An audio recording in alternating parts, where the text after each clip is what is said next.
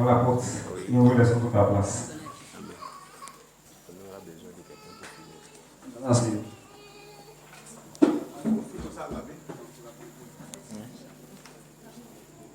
L'abbé, viens. L'abbé, viens. Merci. Merci beaucoup. Alléluia. Amen. Tu le fixes. Je vous salue tous dans le nom du Seigneur Jésus-Christ.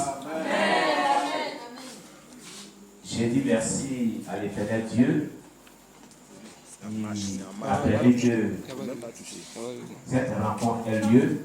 Amen. Je remercie aussi le pasteur Yapi. Sans lui, cette rencontre ne devrait pas aussi avoir lieu. Alléluia.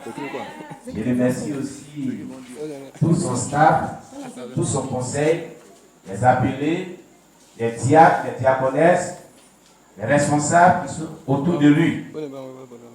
Je dis merci aussi à votre présence. Que le Seigneur vous bénisse. Amen. Vraiment, j'ai la joie au cœur en vous voyant ici. Je suis heureux d'être parmi vous ce soir. Amen. Amen. Amen. Dimanche passé, je crois que vous étiez plus que ce nombre-là. N'est-ce pas? Amen. Amen. Amen. Qui s'est une fois posé la question de savoir pourquoi est-ce que les cultes du soir, on n'est pas beaucoup et les dimanches, on est beaucoup? Qui s'est une fois posé cette question? Qui s'est une fois posé cette question? Pourquoi dimanche, on vient ici, on est beaucoup, mais les cultes du soir là, on n'est pas beaucoup? Ah, on attend Jésus pour elle. Elle se pose cette question. Elle se pose cette question souvent. Amen. Amen. Je vais te donner la réponse aujourd'hui. Amen. Les dimanches, ce qui se passe dans les dimanches, dans toutes les églises, il y a des prédications qui sont données pour édifier le corps de Christ. S'il y a de nouvelles personnes qui sont là, pour les gagner à Jésus-Christ. Et Dieu se sert de ces prédications pour opérer des miracles, pour nous donner des prophéties, des révélations, pour nous faire du bien en quelque sorte.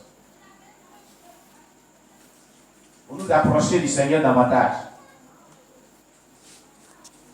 En semaine maintenant, Dieu vient, les cultes du soir, pour affermir notre foi. Pour que notre foi puisse gagner la maturité spirituelle. Pour nous amener à comprendre beaucoup de choses qui sont dans la Bible. Le diable n'aime pas que ses secrets soient connus. Amen. Amen. Amen. C'est dans les cultes du soir que tu as l'occasion de poser des questions pour savoir ce que tu ne comprends pas. Dimanche, tu ne poses pas de questions. Il a parlé, il a prêché, il a fini de prêcher. C'est que tu as compris, tu n'as pas compris, tu t'en vas à la maison. Mais comme les cultes du soir sont faits pour nous expliquer profondément ce qu'on ne comprend pas, et que le diable sait que les choses seront dévoilées, il dit aux gens, ne venez pas. Hein. Vous voyez, c'est que si tu viens là, ce qui fait sur toi, ça sera dévoilé, tu vas orienter tes prières, tu seras libéré. Voilà comment il maintient les gens. Et c'est pour cela, Osée chapitre 4, verset 6 a dit, par manque de connaissance, mon peuple est détruit ou péri. Amen. Voilà. Que Dieu nous bénisse. Bien. Nous sommes là ce soir pour un séminaire qui finira certainement après-demain. Le séminaire est intitulé Comment prospérer dans la vision à laquelle vous êtes appelés. Et je tiens à dire que il y a un livre spécial qui est sorti pour le séminaire. Le voilà. Le livre est là. Il ne coûte que 2500 francs. Donc, jusqu'à ce qu'on finisse, jusqu'à, je crois, demain soir, On doit avoir la liste de tous ceux qui veulent le livre. Et puis le livre va venir vous trouver ici. Amen. Bien. C'est celui que nous allons parcourir pendant ces 3 jours. Comment prospérer dans la vision à laquelle vous êtes appelés. Quand on entend ce thème, bien, on va baisser la tête, on va prier légèrement. Ensemble, nous allons voir pendant ces 3 jours, donc, dans le sommaire, nous allons introduire, nous aurons l'introduction, nous aurons en grand 1, principe du ministère. On va voir principe du ministère. En grand A, nous allons voir la nature du ministère. On va expliquer toutes ces choses. Petit 1 des grands A, nous allons voir ce que éviter avant de s'engager dans le ministère. De toute façon, le livre sera là, donc je lis comme cela. Quand vous aurez le livre, vous aurez tous les détails dedans. Amen. C'est pour ça les conseils que chaque personne ait le livre. Amen. Voilà. En petit 2, les 4 questions à se poser avant de s'engager dans le ministère. Le quoi, le où, le quand et le comment. Grand 2. Quel a été le secret de Jésus pour satisfaire les besoins de son troupeau? C'est-à-dire les besoins de son peuple. Grand 3. Comment prospérer dans la vision à laquelle vous êtes appelés? Petit 1. Quel est le but de notre ministère? Petit 2. Pourquoi les membres de toutes nos assemblées doivent être formés par nous pour être des disciples? Petit 3. Les 4 dimensions du ministère selon Luc 4, verset 18. Grand B. L'appel au ministère. Petit 1. 2 types d'appels ministériels. Premier type d'appel ministériel, l'appel ministériel général. Deuxième type d'appel ministériel, l'appel ministériel spécifique. Petit 2.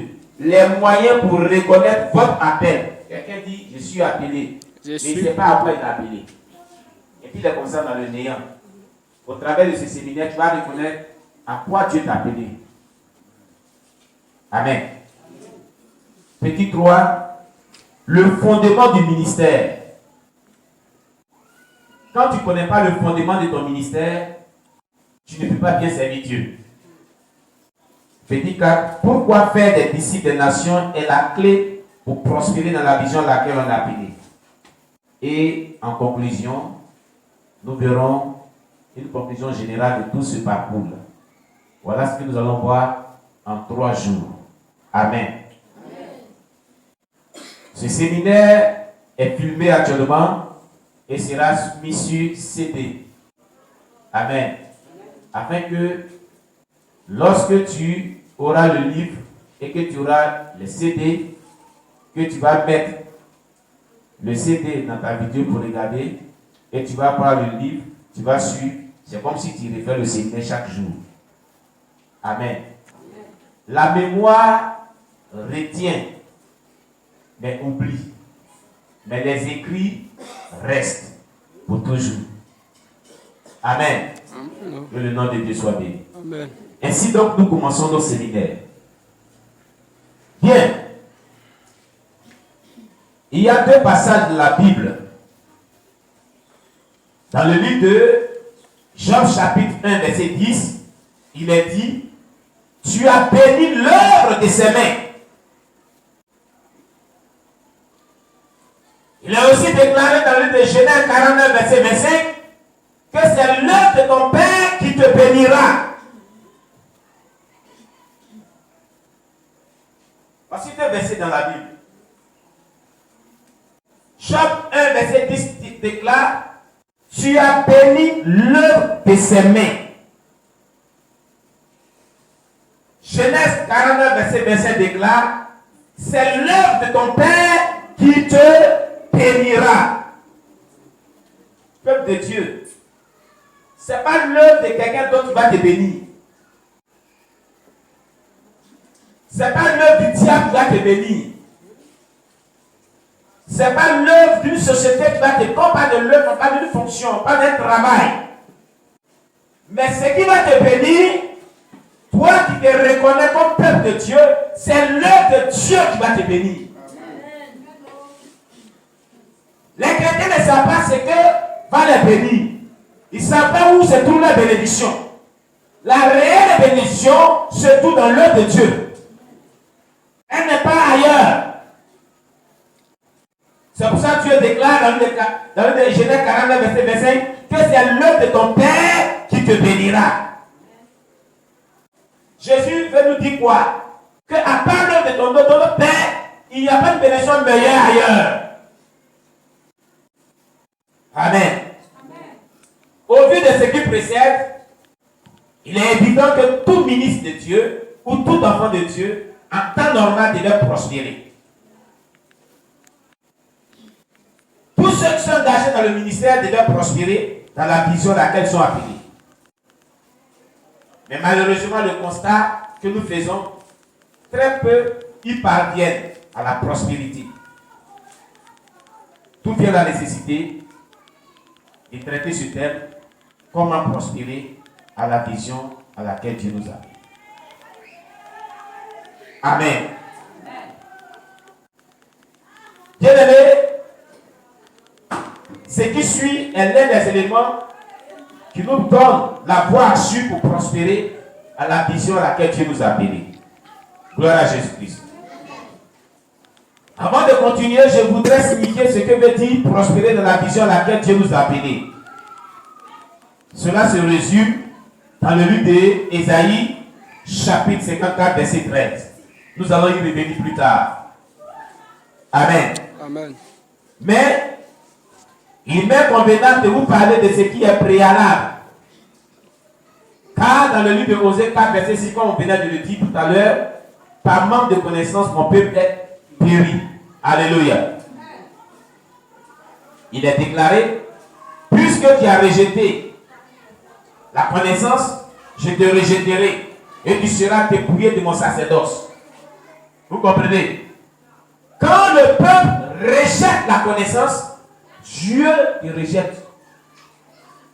Et tu es dépouillé de son sacerdoce. C'est-à-dire que tu ne fais plus partie de son peuple. Donc, chaque assemblée chrétienne, en son sein, il y a des membres de cette assemblée chrétienne qui acceptent la connaissance, qui viennent au culte du soir. Par contre, il y a des personnes qui rejettent la connaissance. Mais le fait de rejeter la connaissance, ils sont eux-mêmes rejetés d'abord au préalable. Ils pensent qu'ils font partie du peuple de Dieu, mais ils ne font plus partie du peuple de Dieu.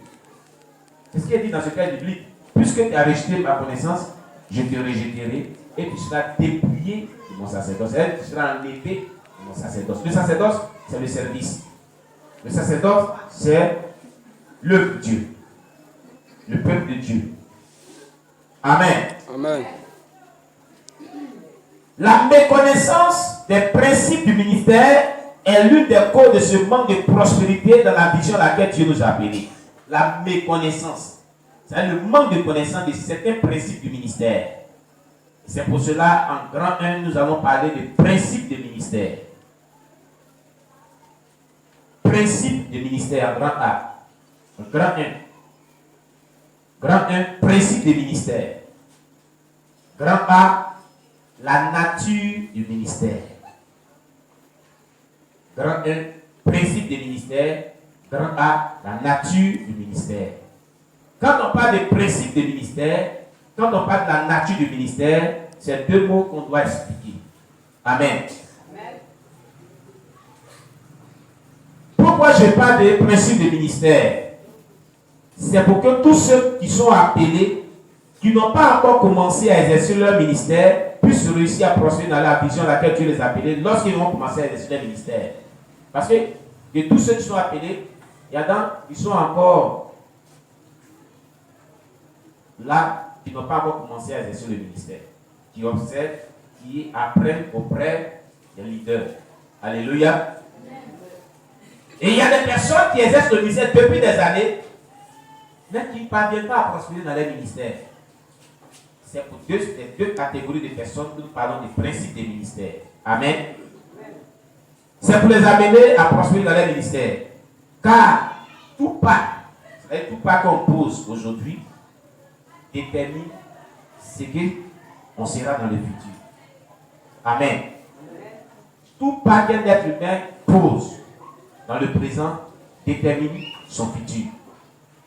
Amen. C'est pour comprendre votre appel dans le ministère et avoir un ministère d'impact positif que cet enseignement est donné. Car plusieurs parmi nous impactent, mais de manière négative. Alléluia. Il est bien séant qu'on définisse ces deux mots, principe et ministère. Pour qu'on comprenne un peu ce que c'est que des principes. Alléluia. Amen. Dans ce contexte bien spécifique. Amen. Donc, que veut dire des principes? Les principes, ce sont des règles à respecter qui nous permettent d'accomplir une chose et d'avoir des résultats bien précis. Ce sont aussi des facteurs de direction. Je reprends. Les principes, ce sont des règles qu'on établit selon Dieu à respecter pour avoir des résultats bien précis. Et ce sont aussi des facteurs de direction. Amen. Tout ministre ou tout ce que tu as appelé à servir Dieu doit établir des principes de leur ministère.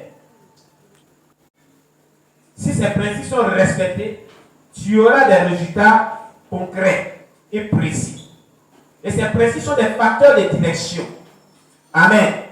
Je rentrerai en détail demain dans les principes. Je vais donner quelques exemples des principes. Alléluia. Voilà. Maintenant, un ministère, c'est quoi? On dit souvent, cet homme-là, il est un ministère puissant. Ah, Dieu l'appelait un ministère puissant. Et puis, il y a des gens qui disent, moi, frère, ton ministère là, ça s'appelle comment? Ministère de l'évangile en action. Ministère international de Jésus-Christ. Ce sont des erreurs. C'est anti-biblique. Amen. On dit, hey, mon frère, le nom de ton ministère. Si on devait répondre à cette question réellement, moi, si on me dit le nom de ton ministère, j'ai reçu de Dieu le ministère d'Apôtre. Ce n'est pas l'église, c'est le ministère. Ça, c'est le nom des dénominations, des communautés chrétiennes. Amen. Amen. Gloire à Jésus-Christ. On a vraiment un langage dans le christianisme qui est contraire à la réalité biblique. Quand on parle d'un ministère, ce n'est pas le nom d'une dénomination chrétienne. Non. Alléluia. Voilà. Donc, un ministère, c'est quoi? Le ministère, c'est un service. C'est un service. Prenons le livre de Matthieu chapitre 20. Amen. Verset 25 à 28. Vous allez voir, c'est un service de ministère. Matthieu chapitre 20, verset 25 à 28. Je vais lire rapidement. Amen. À partir du verset, surtout, je vais pas lire tout ce paragraphe, je vais lire à partir du verset 24 jusqu'à 28. Les 10, ayant entendu cela, furent indignés contre les deux frères. Jésus les appela et dit, vous savez que les chefs des nations les tyrannisent et que les grands les asservissent. Il n'en sera pas de même au milieu de vous. Mais quiconque veut être grand parmi vous, qu'il soit votre serviteur. Et quiconque veut être le premier parmi vous, qu'il soit votre esclave. C'est ainsi que le Fils de l'homme est venu, non pour être servi, mais pour servir et donner sa vie comme la rançon de plusieurs. Le ministère, c'est le service. C'est servir son prochain. C'est se mettre à sa disposition. C'est travailler pour les autres. Si quelqu'un me comprend. Amen. Alléluia. Amen. Avoir un ministère, c'est travailler pour autrui. Travailler pour le bien-être du corps de Christ. Alléluia.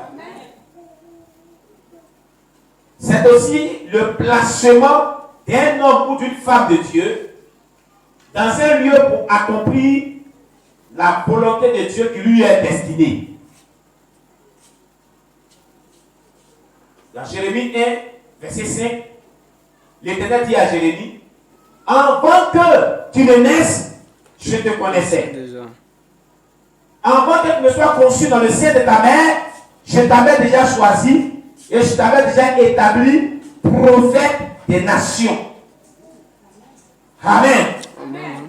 Donc c'est le placement de quelqu'un dans un lieu donné pour accomplir la tâche à laquelle Dieu l'a appelé, la vision à laquelle Dieu l'a appelé. Alléluia. La destinée à laquelle Dieu l'a appelé. Alléluia.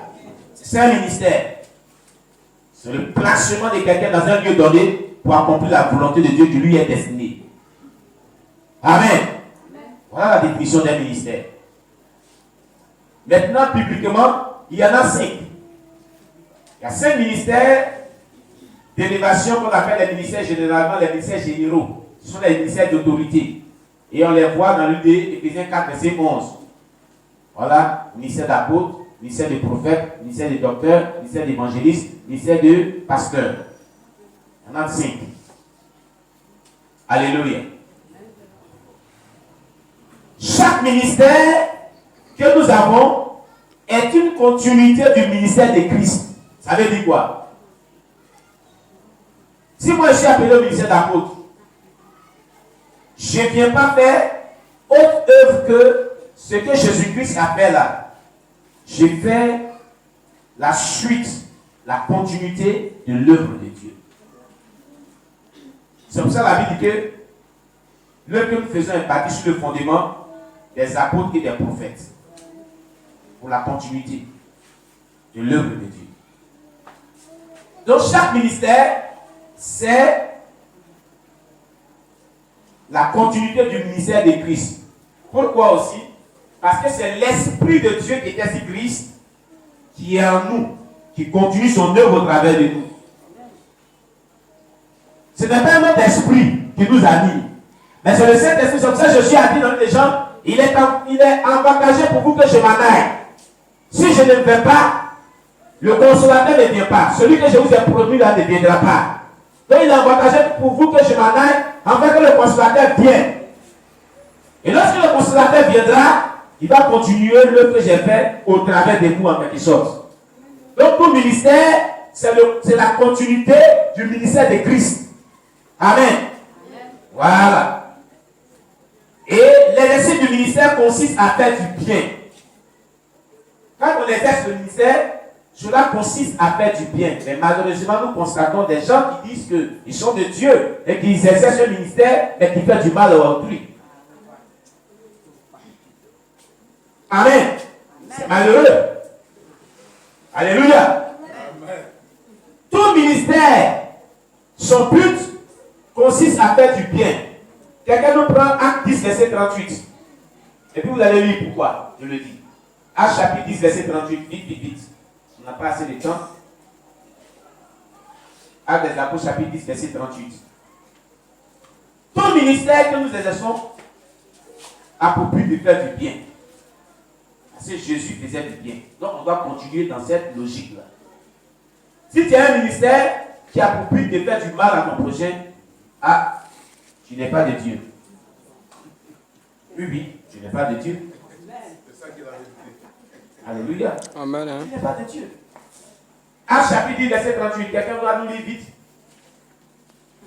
Vous savez comment Dieu a oint du Saint-Esprit et de force Jésus de Nazareth, Oui. qui allait de lieu en lieu, faisant du bien et guérissant tous ceux qui étaient sous l'empire du diable, car Dieu était avec lui. Très bien.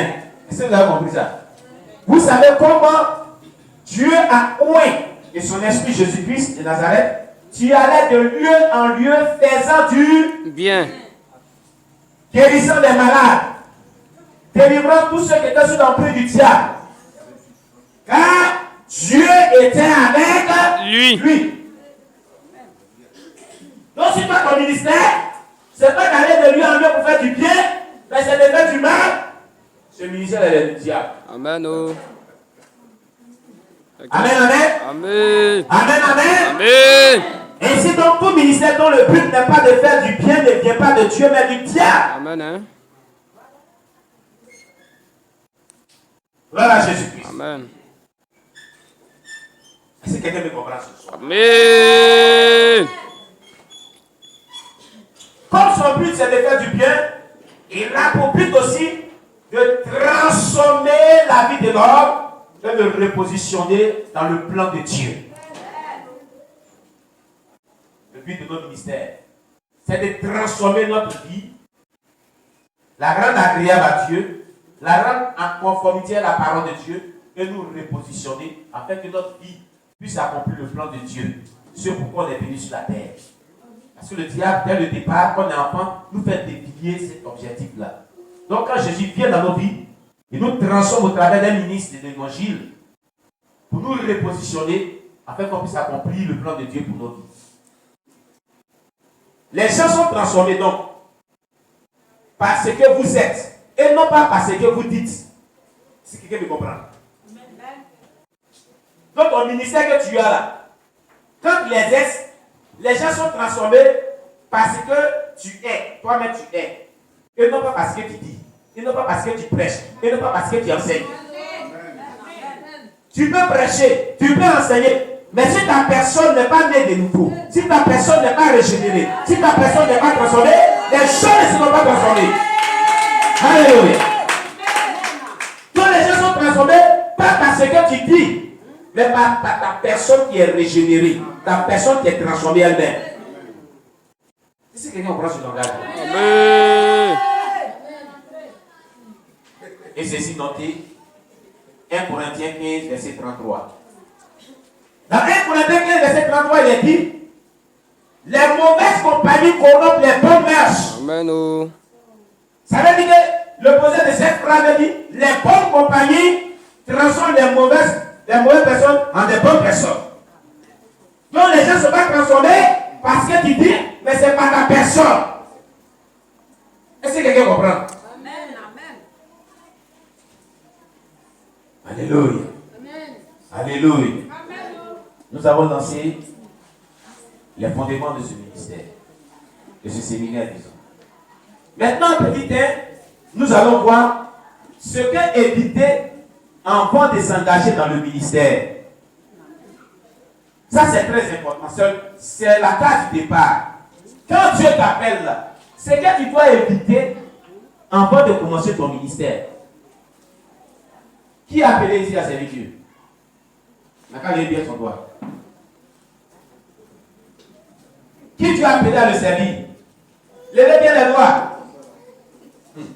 Ah oh. D'accord. Baissez les bras. Qui Dieu n'a pas appelé? Il n'a qu'à lever son doigt. Qui Dieu n'a pas appelé à le servir? Il n'a qu'à lever son doigt. Il y a une seule personne. Mais là, il y en a, ils sont appelés, ils ne sont pas appelés, ils sont mieux. Ils n'ont pas levé les doigts. D'accord?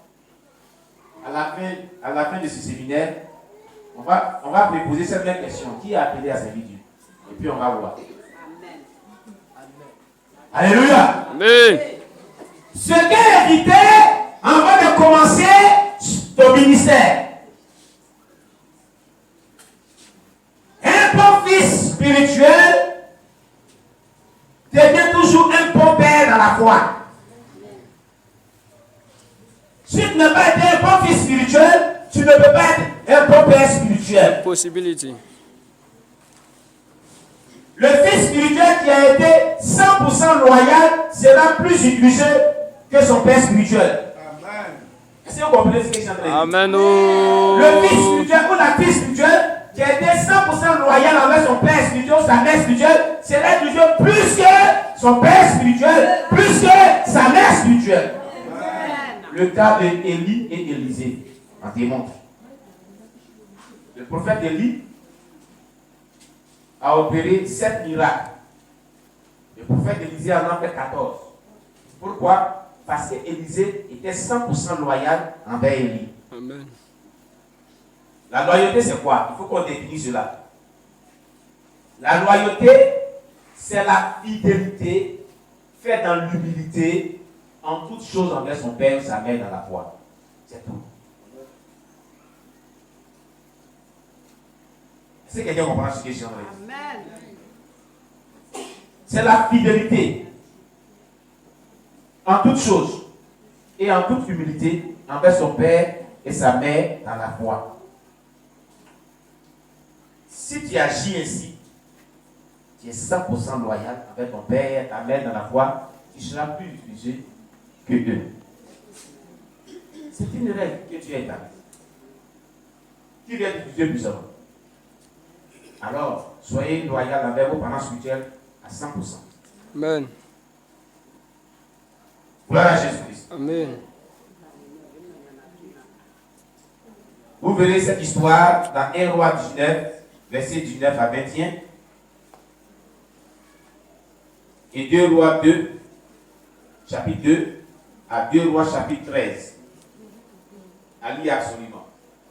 Quand Élisée disait à Élie, mon âme est vivante et ton âme est vivante, je ne te quitterai point. Dans 2 Rois chapitre 2, verset 2, c'était sa fidélité et sa loyauté qu'il démontrait avec son père Élie. Est-ce que vous comprenez ces paroles fortes là? Élie devait partir, il dit à Élisée, reste ici, je vais aller un peu devant pardonner. Il dit, mon âme est vivante, ton âme est vivante, je ne te quitterai point. Amen. C'était sa loyauté qu'il démontrait. Est-ce que quelqu'un me comprend ce soir? Amen. Gloire à Jésus-Christ. C'était sa fidélité et sa loyauté qu'il démontrait avec son père. Toute loyauté d'un fils ou d'une fille spirituelle envers son père est suivie d'une onction. Oh yes, hein? Une onction de récompense. Amen, amen. Une onction de grâce qui va t'accompagner jusqu'au séjour des morts. Amen.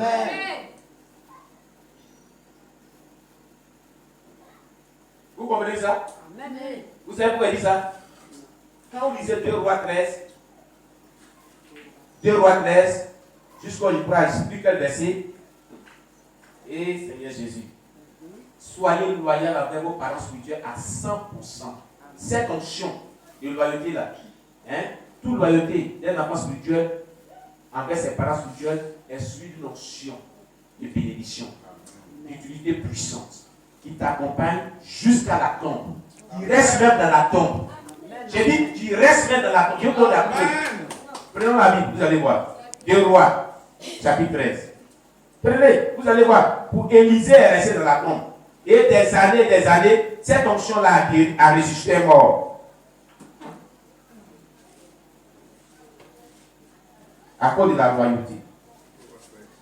2 Rois 13. À partir du verset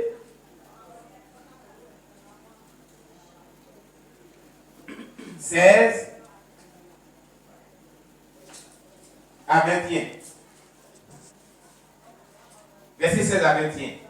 Il est dit, puis Élisée dit au roi d'Israël, bande-la avec ta main. Et quand il lui bandait de sa main, Élisée mit ses mains sur les mains du roi et dit, ouvre la fenêtre à l'Orient. Et il ouvrit.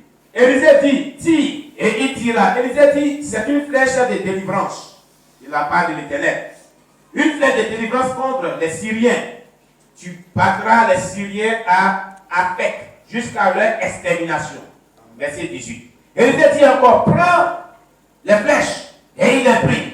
Élisée dit au roi d'Israël, frappe contre terre. Et il frappa 3 fois et s'arrêta. L'homme de Dieu s'irrita contre lui et dit, il fallait frapper 5 coups, 6 fois. Alors tu auras battu les Syriens jusqu'à leur extermination. Mais maintenant, tu les battras 3 fois.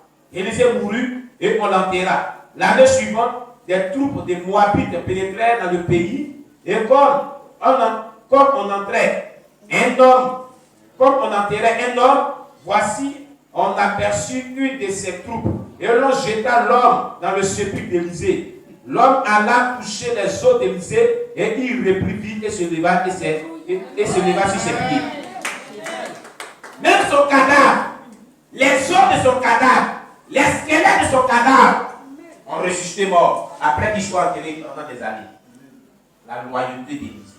Voilà ce que ça produit. Quand tu es 100% loyal envers ton père, ta mère, c'est suivi d'onction. Cette onction t'accompagne jusqu'à dans la tombe, comme Élisée. Est-ce que quelqu'un me comprend? Est-ce que quelqu'un me comprend? En tant que fils et filles de la foi, nous devons être engagés avec nos parents spirituels dans une relation étroite de discipolat et définitive. Est-ce que quelqu'un me comprend? Amen. Que le nom de Dieu soit béni. Amen. Le cas de Géasi, dans le livre de 2 Rois 5, verset 19 à 27, nous interpelle tous. Si Géasi n'a pas eu d'onction, comme Élisée, n'a pas pu exercer un ministère prospère dans la vision à laquelle il était appelé, c'est parce qu'il n'avait pas les mêmes qualités qu'Élisée avait, qui sont l'humilité, la loyauté, la discrétion. Or, Géasi avait l'orgueil, la cupidité et le manque de discrétion. C'est pour cela lui aussi n'a pas exercé un ministère puissant comme Élisée. Dans toute église, il y a les Géasi. Il y a des Géasi. Ne sois pas parmi les Géasi. Alléluia. Amen. Les chrétiens n'ont pas compris ainsi. Tout à l'heure, il avait applaudi et les gens devenaient calmes.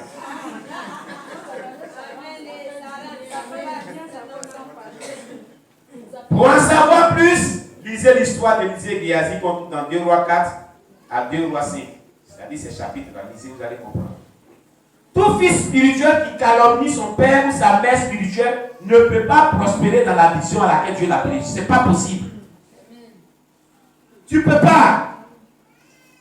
Si tu as l'habitude de calomnier ton père dans la foi, ta mère dans la foi, tu ne pourras jamais prospérer dans la vision à laquelle Dieu t'a appelé. Ce sont les règles. Tu ne pourras pas. Au contraire, tu prendras une malédiction.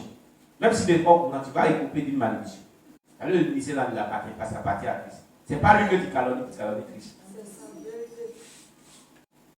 Tout ce qu'un fils spirituel fait à son père ou sa mère spirituelle de négatif, lui sera fait à ses propres enfants spirituels aussi à son tour.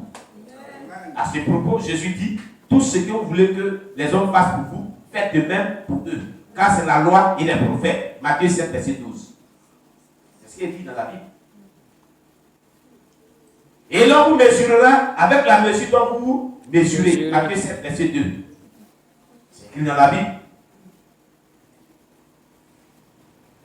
Donc si tu calomnies, tu fais du mal à ton père spirituel, Jésus a dit, c'est la loi et les prophètes. C'est-à-dire qu'on ne peut pas contrôler ça. Tu dois payer ça cash. Si tu veux que je l'ai 90 fois, milliers de fois, tu dois payer.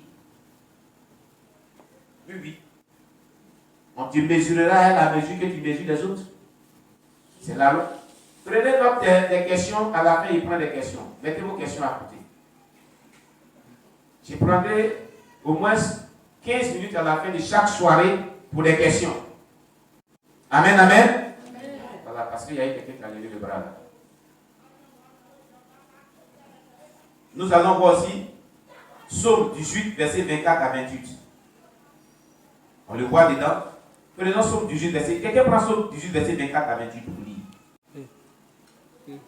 Et puis, une autre personne après Galates chapitre 6, verset 7 à 10. Vous allez voir.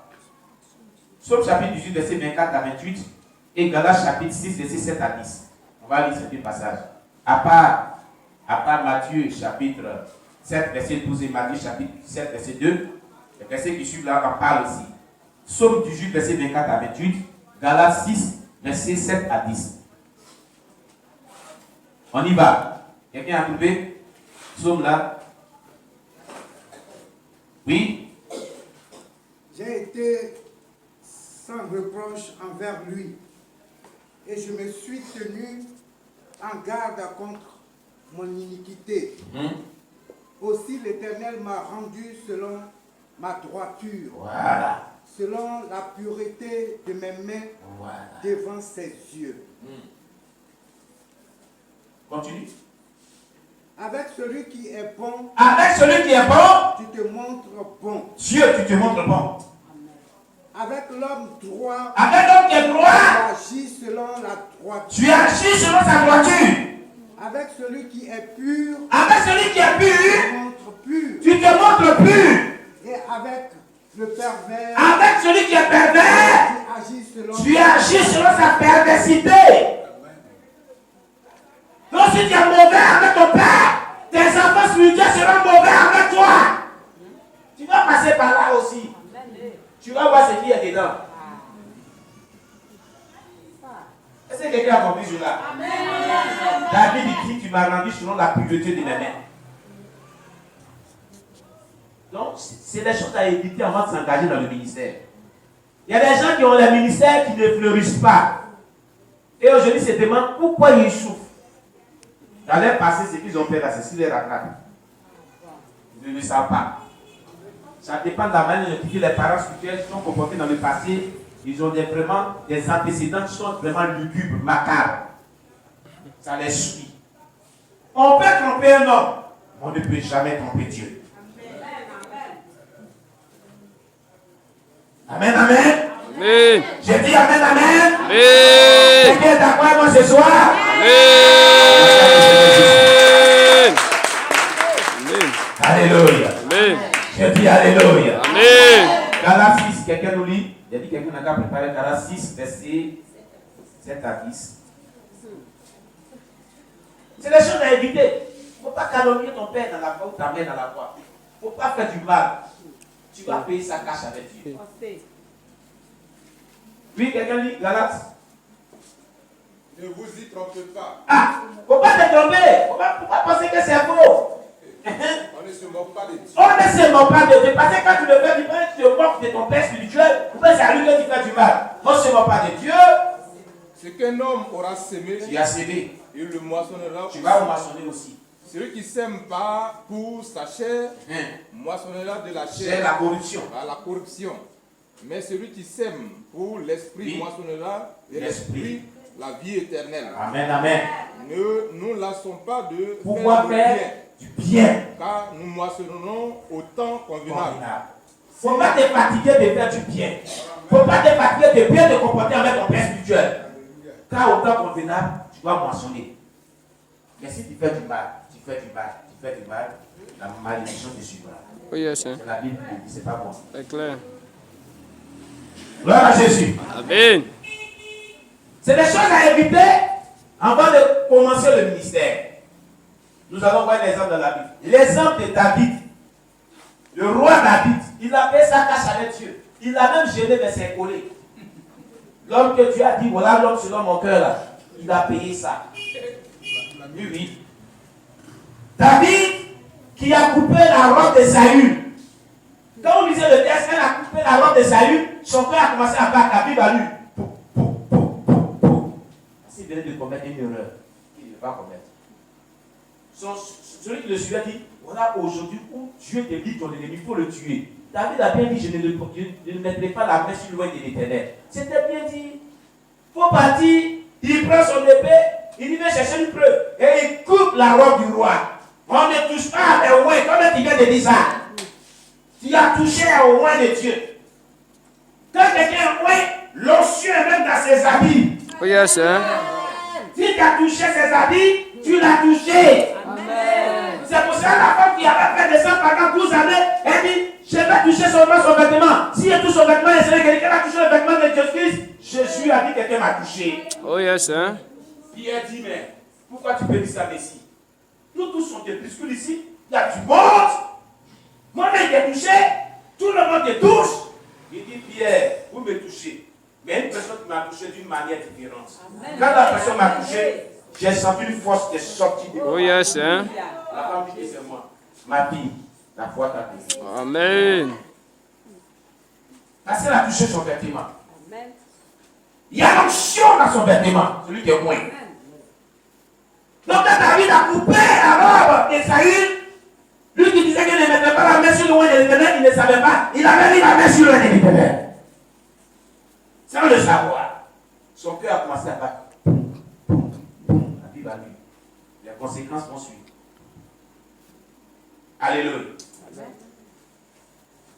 Alors, David a coupé la robe de Saül et qui non seulement a couché à elle la femme d'Uri, son soldat, mais il a tué Uri, son soldat. Les conséquences, Absalom, son fils, a divisé son royaume. Il s'est rébellé contre lui. Il a couché avec les concubines de David. Là où son papa est rentré, il est rentré là aussi. L'un de ses fils a couché avec la soeur d'Absalom. C'est qui a amené Absalom à tuer le frère qui a couché avec sa soeur. Le premier fils de David, issu de l'adultère avec la femme d'Uri, mourut. Malgré que David a gêné 3 jours sans manger, boire, en pleurant auprès de Dieu pour que Dieu ne tue pas l'enfant. Dieu a tué l'enfant. A lire absolument l'histoire de Abissaï dans la Bible. Lisez. Est-ce que vous comprenez cela? C'est la chose à éviter avant de s'engager dans le ministère. Est-ce que quelqu'un me comprend ce soir? Amen.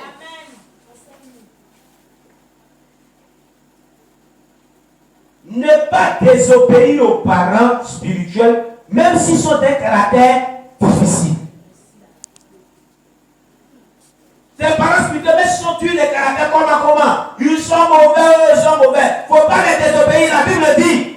Quelqu'un nous prend 1 Pierre 2, verset 18 pour lire. 1 Pierre chapitre 2, verset 18, lisez. Alors qu'on voit pour tout le monde.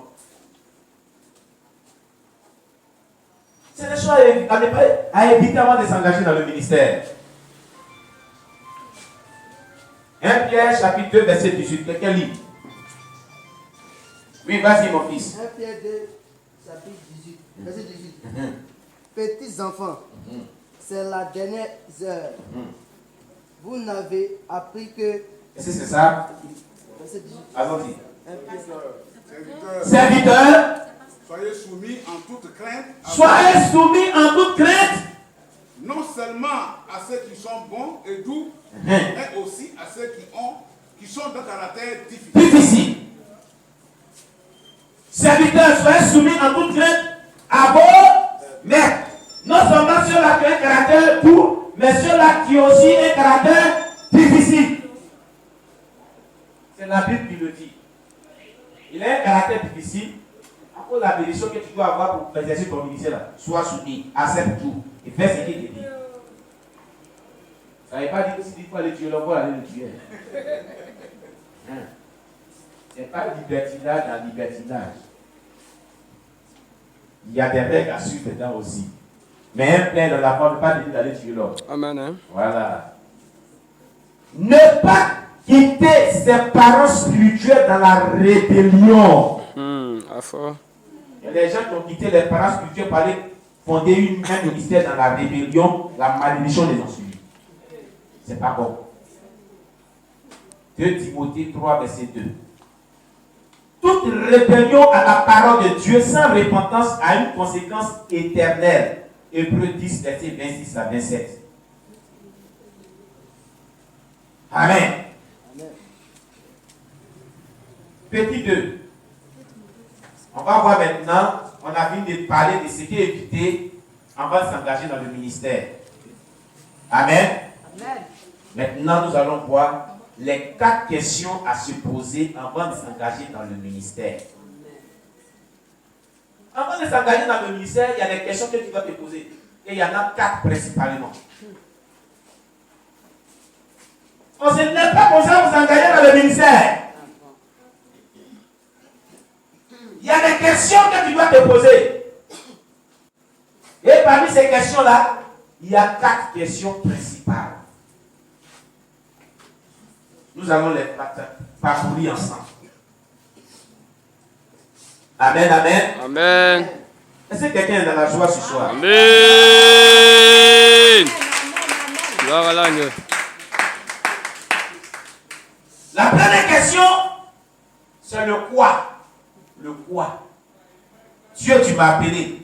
Qu'est-ce que tu me demandes de faire dans mon ministère? Ésaïe 40, verset 6. Quelqu'un nous lit cela.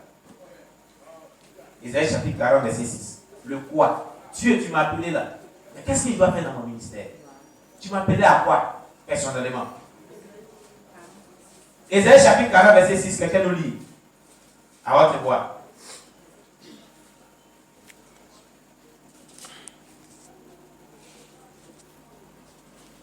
Une voix dit, Une voix dit, crie, crie, et il répond. et Et il répond. Que crierai-je? Qu'est-ce qu'il veut crier? Toute chair est comme l'herbe, et tout son éclat comme la fleur des champs. Amen. La voix te dit, engage-toi à me servir. Mais je te sers comment? Dans quel domaine tu vas typifier? Le quoi là, c'est important. Il va dire à Esaïe, crie. Il me dit, crier quoi? Il écrit quoi? Il écrit comme comment vous? Donne-moi de manière précise et de manière spécifique ce que je dois faire. Quand Dieu t'appelle, il y a des questions que tu dois lui poser. Tu m'appelles avec quoi concrètement? Dans l'œuvre, il fait quoi concrètement? Regardez les versets là. Il y a les spécialistes, il y a un généraliste, il y a un dentiste, il y a les ophtalmologues. Toi, tu es dans quel domaine? Oui, Dieu m'a appelé, Dieu m'a appelé. Mais il t'a appelé dans quel domaine? Moi, l'apôtre d'Anon, il sait que je suis un bâtisseur. Dieu m'a appelé à ça, mais il m'a appelé à former les gens. Alléluia. Amen. Gloire à Jésus. Amen. Dieu ne te dira jamais de faire ce qui est anti-biblique. Quand tu vas attendre sa voix, quand tu lui poses la question là, il ne va pas te dire de faire ce qui n'est pas dans la Bible, ce qui n'est pas biblique. Quand la tâche n'est pas définie, le progrès n'y est pas. On tourne à rond et puis on est frustré. Et quand tu ne sais pas si à quoi Dieu t'a appelé, tu as tourné en rond, tu as tourné en rond, parce que tu es frustré contre Dieu lui-même. Mais c'est ta faute. Est-ce que quelqu'un comprend cela? Amen. Après le quoi, la deuxième question qu'on pose, le où. Tu exerces ton ministère là où? Tu m'as appelé là, c'est où je vais l'exercer. C'est important, le lieu. Le lieu d'exercice de son ministère est important. Le où, c'est le lieu où on exerce le ministère. C'est donc une localité géographique. Là où Dieu envoie souvent ses serviteurs, ses servants, est différent de leur origine. Sur ça, Jésus a dit que nul n'est prophète de soi-même.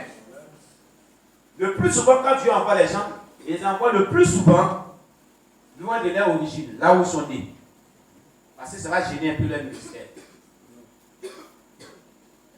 C'est très rare que quelqu'un est né dans un endroit et puis prospère dans son ministère. Jésus même a eu des difficultés là-dedans. Amen. Amen. C'est un état là où Dieu te veut qui t'apportera la provision de ton ministère. Exemple du prophète Élie qui est allé au torrent de Kérit, 1 roi 17, verset 1 à 7. Élie est allé au torrent de Kérit, Dieu lui dit, va au torrent de Kérit. Il est allé là où Dieu le voulait. Arrivé là-bas, Dieu l'a nourri. Il a eu de l'eau parce qu'il venait de prophétiser, il n'y avait pas d'eau, il n'y avait pas de nourriture. Donc, quand Dieu te veut quelque part, Dieu envoie la provision dans ce lieu-là. C'est-à-dire, il ravitaille ton ministère. Il donne tous les éléments de ton ministère pour que tu puisses réussir dans ce ministère. Mais si tu n'es pas là où Dieu te veut, le lieu géographique où Dieu te veut, tu vas souffrir, tu vas te mourir en mort, et puis vraiment, tu vas t'étouffer là. Ton ministère ne va jamais exploser dans une dimension puissante. Il faut être là où Dieu te veut. Amen. Est-ce que quelqu'un comprend? Amen.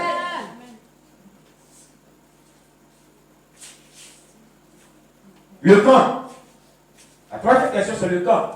Quand commencer le ministère? C'est important. Avant ou après n'est pas le temps voulu par Dieu. Nous devons aller au temps voulu par Dieu. Cela demande que nous soyons à l'écoute du Saint-Esprit. Que Dieu nous parle.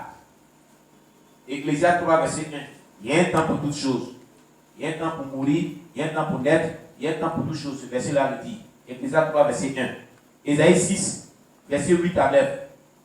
Qui enverrai-je? Ça me dit aussi. Habakkuk 2, verset 3. Si la prophétie tarde, attends là. Elle s'accomplira certainement au temps voulu de Dieu. Alléluia. Dieu a un temps précis pour nous quand il nous appelle. Ce n'est pas comme ça dans le néant pour aller le servir. Si tu n'es pas dans le temps de Dieu, tu t'y fais du mal. Donc, on doit être à l'écoute du Saint-Esprit pour recevoir de Dieu, si c'est le temps voulu de Dieu. Exactement. Vous n'êtes pas se tromper. Le comment? Comment exercer le ministère? C'est la quatrième question. Parmi les 4 questions. C'est la manière d'exercer le ministère. Il y a plusieurs personnes qui ont exercé le ministère que Dieu leur a donné de manière excellente. Depuis la Bible jusqu'à nos jours. Mais le meilleur à exercer un ministère par excellence fut Jésus. Voyons brièvement au travers de quelques passages bibliques comment il est parvenu à exercer son ministère d'excellence sur Jésus-Christ là. Que nous suivons, que nous avons accepté. Ce Messie qui est merveilleux, qui est bon, qui est puissant. Et quoi qu'il est mort et ressuscité et assis à la gloire du Père, il vit en nous. Et il est puissant, il continue son œuvre au travers de nous. Amen. Alléluia. Amen. Jésus-Christ a été d'abord, en toute chose, instruit par son Père. Quelqu'un me lit surtout Jean chapitre 15, verset 15, à votre voix. C'est très important. Je veux qu'on lise ce texte-là. Je pense qu'on finit à 21h. Donc au plus 20h45, je dois arrêter. Et je prends les questions. Si les 20h45, faites-moi signe. Pardon? Les 20h19, j'ai encore du temps. Jean 15, 15, quelqu'un nous lit. Jésus, pour parvenir à laisser son ministère de puissance, il a été instruit par son Père. Quelqu'un lit Jean chapitre 15, verset 15. Je ne vous appelle plus serviteur, parce que le serviteur ne sait pas ce que fait son maître. Mais je vous ai appelé ami, parce que je vous ai fait connaître tout ce que j'ai appris de mon Père. Ah! Je vous ai fait connaître quoi? Tout ce que moi j'ai appris de mon Père. Jésus a fait sa formation pastorale. Il s'est assis, son Père l'a formé. Amen. Il a appris.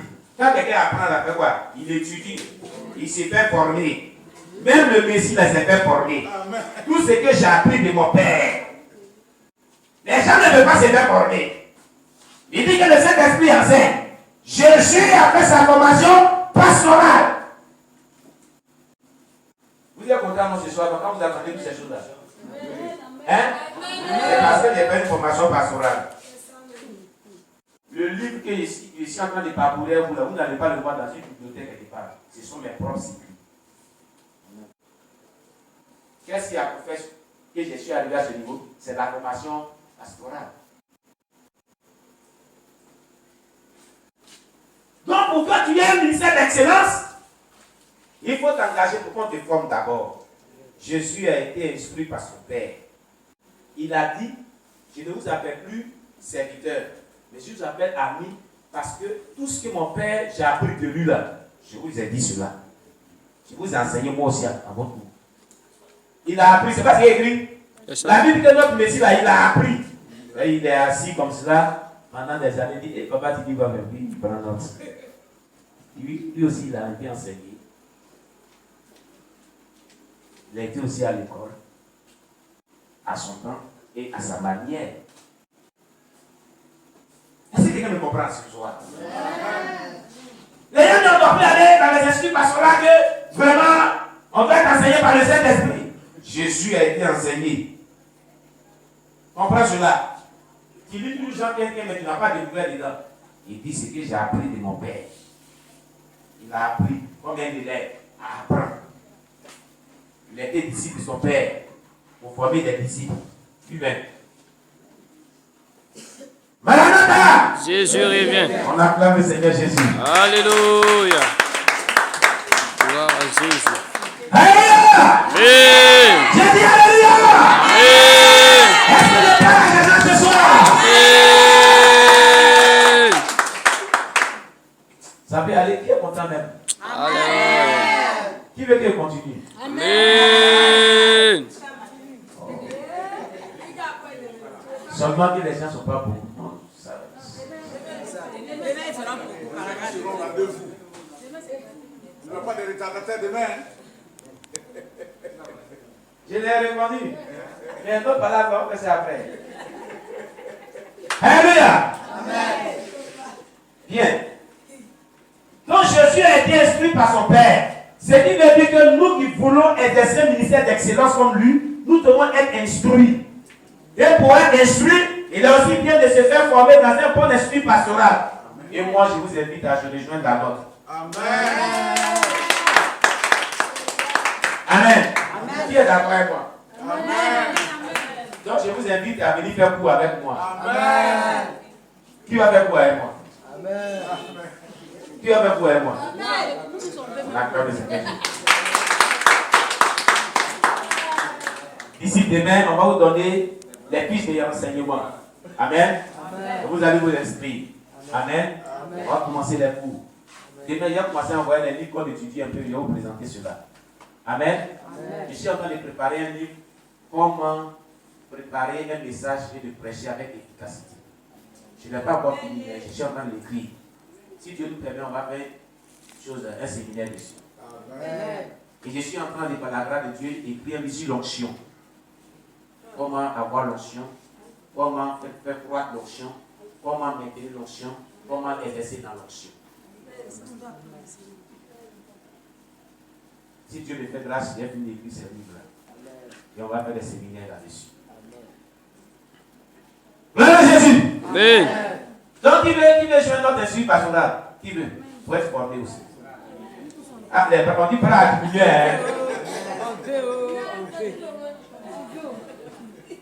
Amen. D'accord.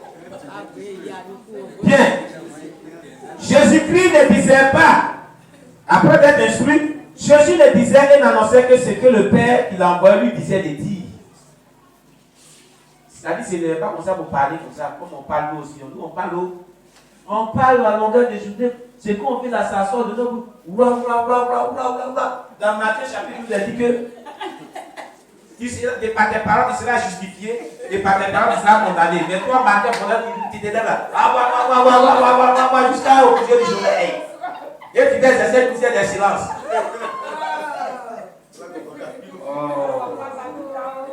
Quand Dieu t'a appelé, ta bouche est pointe. Ta bouche est la bouche de l'Éternel. Tu ne dois pas parler dans le désordre. Tu parles lorsque Dieu te dit de parler. La vie de Jésus pour le travers de toi. Tu n'es pas n'importe qui. Est-ce que vous voyez les ministres là, ils parlent n'importe comment dans les rues. Les ministres de l'Éternel, ils parlent n'importe comment dans les rues. Est-ce que quelqu'un comprend ce que je suis en train de dire? Je vous conseille un film. Regardez ce film-là encore. Regardez ce film-là de près, vous allez voir. Ils ont copié textuellement comment Jésus a exercé le ministère. Si vous regardez l'ancien film de Jésus-Christ là, c'est comme ça, dans cette logique qu'ils ont fait ce film-là. Le film Agonie de Christ de ce Nigérien en Sami là. Regardez, il ne parlait que lorsque il était inspiré. Quand il parlait là, c'était toute l'inspiration. Quand vous regardez bien, c'est comme ça Jésus pouvait. C'est un film vraiment qu'ils ont tourné dans une inspiration pas possible. Regardez, quand vous regardez bien ce film-là de près, il recherche ce film-là, il est perdu. Il ne parlait que lorsque Dieu l'inspirait dans le film. Il a joué un rôle vraiment impeccable. J'ai aimé ce film-là. Donc Jésus ne disait rien comme ça de lui-même. Jean 12, verset 49. Lisez, vous allez voir. Lisez, vous allez voir. Que Jésus, quand il parlait, c'est ce que le Père lui disait de parler. Il disait. Jean 12, verset 49, quelqu'un dit? Jean 12, verset 49. En effet, je n'ai pas parlé de ma propre. Oui, Jean 12, verset 49, vas-y.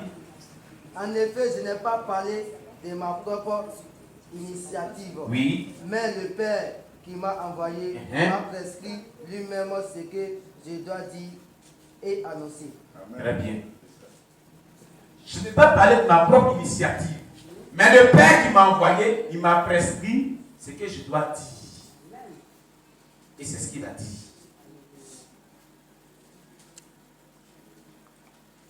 Ce qui veut dire qu'étant envoyé par le Père comme lui, nous devons dire ce qu'il nous a prescrit à son peuple. Amen. Jésus exerçait un ministère de puissance qui se caractérisait par les guérisons, les miracles, les délivrances et aussi par l'enseignement et la prédication qui étaient différents de ceux des scribes et les pharisiens. Il était un homme beaucoup sage. Son secret était qu'il avait fait un jeûne de consécration de 40 jours. il a commencé, avant de commencer son ministère, il a fait un jeûne de 40 jours d'abord. Si tu veux faire un jeûne de consécration, fais le nombre de jours que Dieu t'a inspiré. Là, parce que Jésus a fait 40 jours, il a fait 40 jours aussi. Il ne faut pas t'aller mourir là-bas. C'est comme ils ont vu ça un jour sur le canal, et puis à l'internet, il y a un pasteur gabonais qui s'est levé un matin, il a réuni tous ses fidèles, il a appelé les journalistes, et puis il dit allons-y à la mer, il a marché sur les eaux. Si je me coule là, pourquoi quelqu'un va me prendre? Il a marché sur les eaux aussi. On dit ok, il n'y a pas de problème. Allons. Les caméramans branchés sur lui. Allons. Il avait un pied chic. Ah, on dit qu'on laisse-le. Il dit de me prendre les mains d'abord.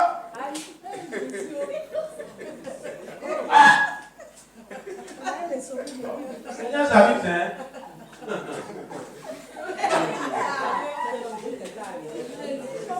Beaucoup de personnes sont mortes dans les jeûnes. On ne fait pas un jeûne par convoitise. Parce qu'elle a fait un homme de jeûne, et puis Dieu le dit puissamment, moi aussi je vais faire ça. Dieu t'a envoyé là-bas. Amen, amen.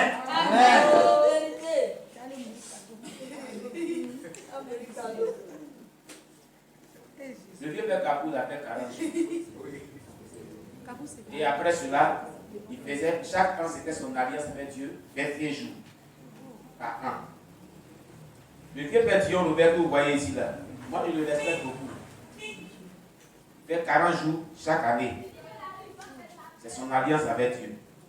Il faisait bon, maintenant là, il a un peu stoppé à cause de l'âge. Mais, comment il s'appelle? Cet évangéliste américain, qui est mort, qui était venu en Côte d'Ivoire. Théodore Osborne. Il n'a fait que 3 jours seulement. Il allait évangéliser dans un pays, je ne sais pas si c'est aux Indes ou là, qu'il n'avait pas l'onction, des miracles, il allait évangéliser tout, il a parlé au bas, prêcher Jésus, présenter Jésus, il a amour, il est bien, il est bon. Les Chinois, ceux qui étaient là, ils ont dit oui, on a compris. Mais nous, on va partir un jour, on va revenir t'écouter. Si c'est que tu as là, c'est qu'on veut là, si tu as ça, on va revenir un jour. Mais pour le moment, il faut repartir chez toi. Parce que Jésus t'aime là. Nous, on apprend, il y a des gens qui nous disaient ici, on veut quelque chose de nouveau. Il est parti, il dit, ah, les gens aussi, hein. Les pays de transport, il est parlé jusqu'à là, il n'y a rien. Il va aller pour ça de Catherine Pullman. Cette femme évangélique qui prêche jusqu'à marche dans les airs. Elle marche dans les airs sur des strass comme ça. La messe spirituelle de Nihil. Qu'elle a vu la voix prêcher, opérer des miracles. Après, la voix dit, c'est ça, je veux. C'est ce qui m'a manqué de l'autre côté. Il dit, ça va, on avait ça là. C'est fini, hein? Regarde cette dame. Alléluia. Et quand il s'est consacré, qu'elle a prié pour lui, il est parti. Miracle. Il a dit, Jésus, on l'accepte maintenant. Amen. S'il n'y a pas de consécration, il n'y a pas d'efficacité dans le ministère.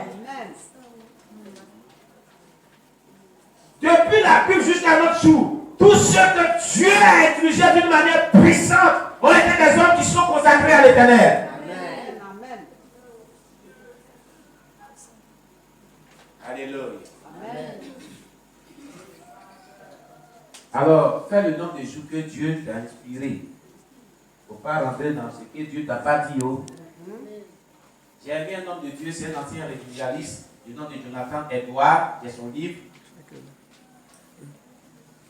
Et il disait comme cela, sinon dans sa biographie, quand il vient à l'église les dimanches, il prêche comme les prêtres là.